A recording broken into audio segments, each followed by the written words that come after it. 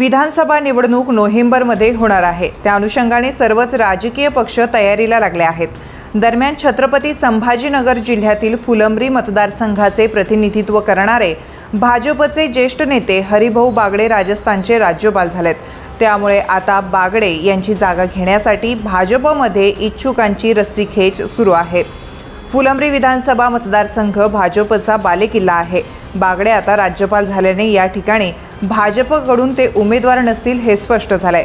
त्यामुळे पक्षातील इतर पदाधिकारी कार्यकर्ते यांनी या ठिकाणी तयारी सुरू केली आहे। त्या अनुषंगाने ते प्रचारालाही लागले आहेत, पण उमेदवारी मात्र एकालाच मिळणार आहे। भाजपकडून इच्छुकांमध्ये बाजार समितीचे चेअरमन राधाकिसन पठाडे, माजी महापौर बापू घडमोडे, फुलंब्री बाजार समितीचे चेअरमन अनुराधा चव्हाण, बाजार समितीचे सदस्य रामबाबा शेळके, रामू काका शेळके, विजय अवताडे, फुलंब्रीचे नगराध्यक्ष सुहास शिरसाट यांची नावे चर्चेत आहे। या ठिकाणी काँग्रेसकडून डॉक्टर कल्याण काळे उमेदवार असत, पण काळे आता खासदार झाले आहे। त्यामुळे काँग्रेसकडून या ठिकाणी नवा उमेदवार असेल हे निश्चित आहे।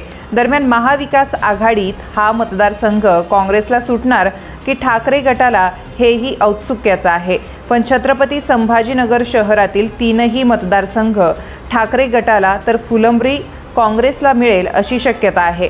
जिल्ह्यात कन्नड वगळता पैठण, वैजापूर, सिल्लोड, छत्रपती संभाजीनगर पश्चिम आणि मध्य या मतदारसंघातील आमदार हे मुख्यमंत्री एकनाथ शिंदे यांच्या शिवसेनेत आहे।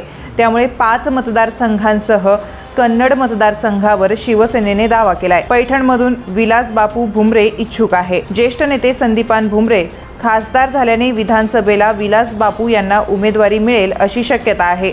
सिल्लोडमध्ये पुन्हा एकदा अब्दुल सत्तार उमेदवार असणार आहे हेही निश्चित झालंय। मात्र जागा वाटपाचा अंतिम निर्णय हा वरिष्ठ पातळीवर घेतला जाणार आहे।